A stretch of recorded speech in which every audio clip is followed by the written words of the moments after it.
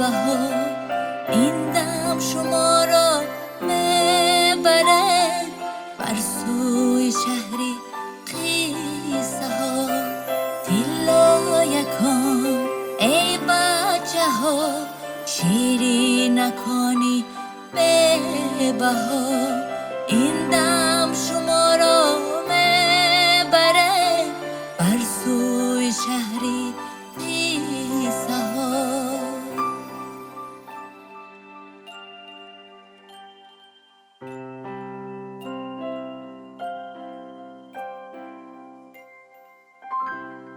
بود نبود دو گربچه بود، یکی سیاهک و دیگری سرخک. این دو گربچه ها سمبوسه رو از بالای دسترخوان دزدیدند. سیاهک گفت میاو، سمبوسه رو من از تو پیش دیدم. میاو، این سمبوسه از آن من باید آن را خورم. از این سخنهای سیاهک سرخک به غضب آمد. میاو، سمبوسه را تو دیده باشی لیکن به گرفتن ترسیدی. من سمبوسه را دزدیدم. اگر صاحب خانه مرا میدید میاو چنان مرا میزد که چنان مرا میکوفت. میاو، این طور باشد میاو، سمبوسه را تقسیم میکنیم. تکلیف کرد سیاهک. سرخک راضی شد. سیاهک سمبوسه را گرفته دو تقسیم کرده به سرخک میدهد. به چشمان سرخک چنین نمود که سمبوسه سیاهک کلان و از آن سرخک معده به جنجال را سر میکند. میاو میاو میاو.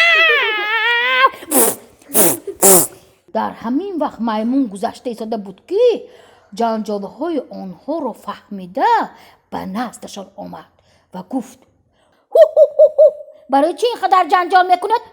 سمبوسه را به من دهید. هر دوی شمایان به من همسایه، به من دوست، هر دوی شمان به من برابرید. گویان سمبوسه را گرفته میمون تقسیم میکند. بعد نگاه میکند که سمبوسه سیاهک کلانتر میگیرد و از یک نوع سمبوسه سیاهک غصی کرده میگذد. انا بعد سیاهک میبیند که سمبوسه وی خورد است. میاو، سمبوسه من خورد. میاو، از آن سرخک کلان. میاو گوید میمون سمبوسه را به من دید. از تقسیم کرده میدیم. گویان سمبوسه را میگیرد و از این دفعه سمبوسه را از نوعی سمبوسه سرخک میگذد و میخورد. این دفعه سرخک قهر و غضبش میآید و میاو میاو، سمبوسه من خورد از آن سیاهک کلان. میاو گویان دادگویی را سر میکند. میمون باز به من دهد. گویان سمبوسه سیاهک را گرفته از یک پارش غصی کرده میگذد. سیاهک میگوید که سمبوسه من میاو خورد شد.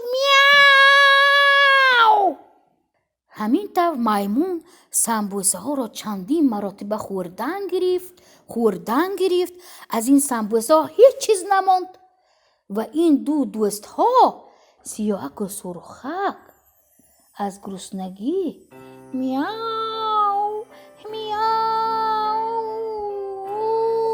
گویان نالان و حیران ماندند. خوش بچه ها، افسانه به شما معقول شد؟ حکمت افسانه چی بوده است؟ اگر ما بچه ها بین خود بیهوده جنجال کنیم، خدا ما زیان میکنیم، دیگه کسا این کاری ما فایده میکنه، ما خدا ما نبرات زیان میکنیم. آفرین. تیلا یکان ای بچه ها شیری نکنی به بهار این دم شما را میبره بر سوی شهری قیصه ها تیلا یکان ای بچه ها شیری نکنی به بهار این دم شما را بره بر سوی شهری بی سهار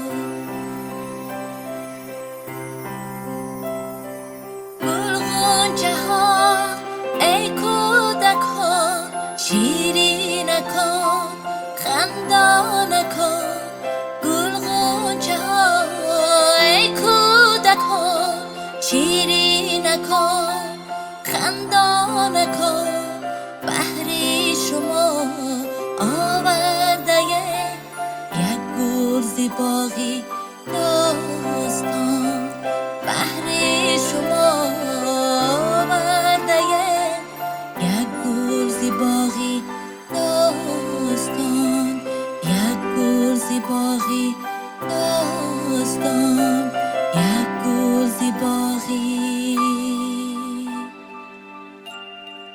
داستان